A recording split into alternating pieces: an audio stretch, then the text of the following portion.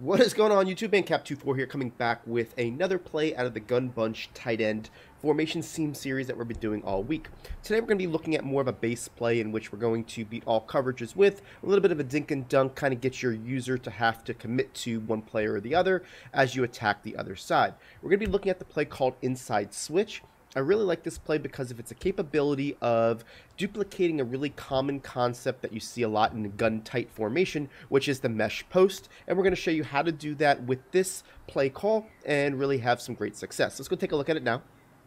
Now, this play can work anywhere in the field, but we do prefer it on the left hash mark because of the way that your progressions get open a little bit quicker when you're on the left hash mark. Now, this is a base play, so we're going to go ahead and show it against all coverages. As you can see, it got cover 3 all queued up for the first example. And what you're going to do for this is you're going to go ahead and put the Y on a drag, the A on a drag, block your running back, and then put this B on a fade. You're going to take this B, you're going to motion him to the right-hand side and hike it as you hit the right hash mark. What that's going to do is essentially make a gun-tight look where it has two compressed on the left, two compressed on the right, and give you a really nice opportunity to replicate the mesh post concept that is at the gun-tight replication of a formation. Now, what we like to do here is go through our progressions. The A is going to be your first progression, the Y is going to be your second progression, and then you're going to look at X as your third progression. So let's go ahead and watch this. As you move this B over, you're going to hike it right here. The first person that's going to get open is this A as he crosses that linebacker, and you're going to get a good 5 to 7 yards. This is going to really force your user to have to go ahead and pick a player who he wants to cover in order to try to stop what your reads are. The second read is going to be this wide receiver, okay? And what he's going to do is once he goes and meshes with the A, he's going to get open on the right side of the field, and we're going to be able to dump it off to him. So here we go. We move this player over. And after you look at the A, say they jump the A, now you're going to wait for the Y to pass, and you're going to get yourself a good 5 to 7. This is a dink and dunk type play in which you're going to make them have to make adjustments in order to stop it. Now, that's why the mesh post is such a hard play to do. As long as you stay patient, hit your assigned progressions, and you're going to be able to move the ball with ease down the field. Now, the third progression here is going to be this X receiver when he gets up the field. So let's go ahead and set this up again. And what you'll see here is that this B goes ahead and clears everybody out, leaving your ability to go ahead and hit that X receiver.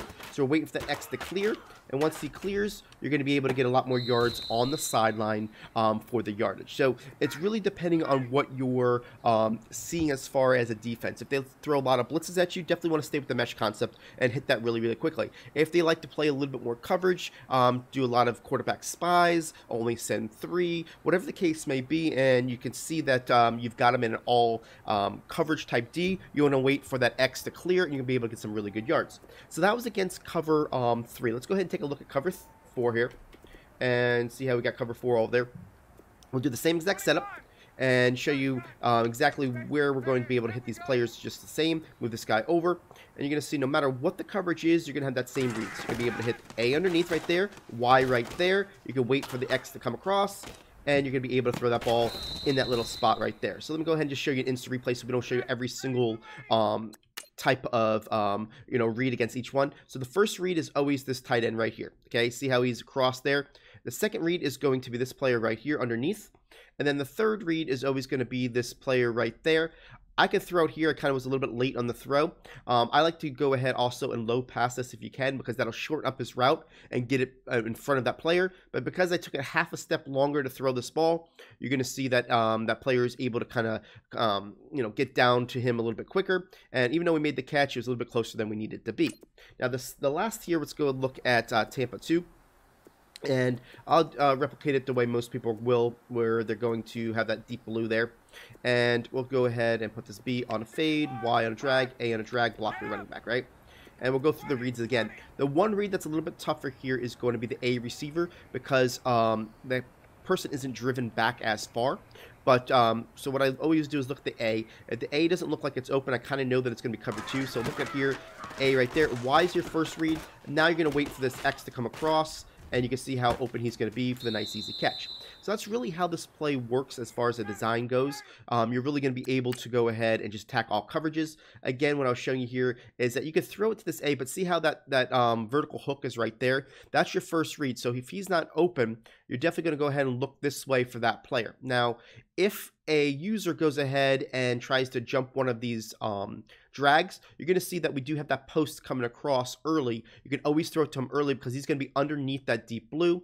But you know, as he goes across the field, typically speaking, we're going to be able to throw it to him over there for the nice easy catch. Now, what I typically do is if I see that the player is backing up, like in this instance where the middle linebacker is backing up, I'm going to take my drag every time. And the reason for that is if you miss this window to throw it to this drag and they're backing up, typically speaking, they're going to cover that post down the field. So I'm going to go make sure that I'm going to throw it to the drag route.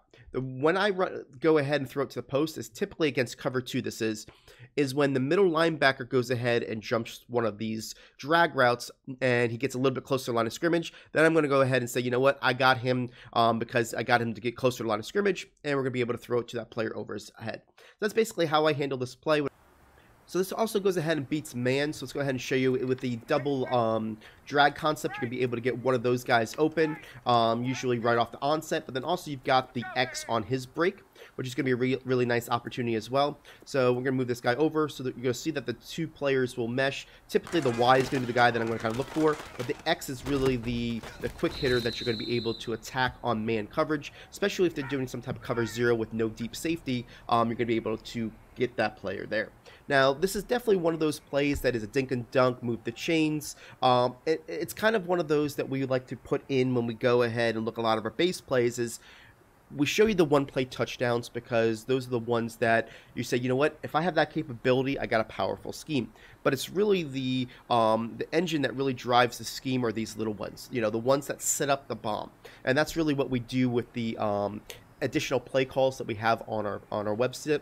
That we go ahead and show you, and this is just one of those base plays. Really hope that you guys can utilize this type of formation with this setup to really just go ahead and set up those one-play bombs. Tomorrow we're going to show you one that bombs cover 3 and cover 4 with the same exact setup, so you kind of be a little excited about that one, and really show you, you know, again, the capability of what you have in this formation. But you know, the little ones that we wanted to show you is important as well, and we do appreciate it. So hit that like button. We'll see you tomorrow. Do appreciate all the support, and we'll catch you later.